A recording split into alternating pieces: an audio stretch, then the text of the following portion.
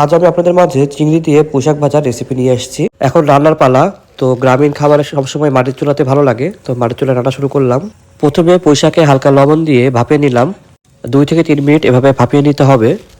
ভাপানো শেষ হলে আলাদা একটি পাত্রে পুঁইশাক তুলে রাখতে হবে। তো আমি পুঁইশাকগুলো আলাদা একটি পাত্রে রাখলাম। এরপরে একটি কড়াইয়ে সরিষার তেল দিলাম। এরপরে সামান্য পরিমাণে পেঁয়াজ কুচি, রসুন কুচি, কাঁচামরিচ দিলাম। এরপর পরিমাণ মতো কুচু চিংড়ি দিয়ে দিলাম।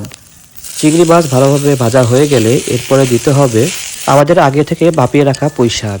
তো যে পুঁইশাকগুলো আমরা ভাপিয়ে রেখেছিলাম সেটা দিয়ে দিলাম। এখন সবশেষে আমরা দিয়ে দেবো হলো আলু। দেখতে পাচ্ছেন এখন আমরা আলু দিচ্ছি।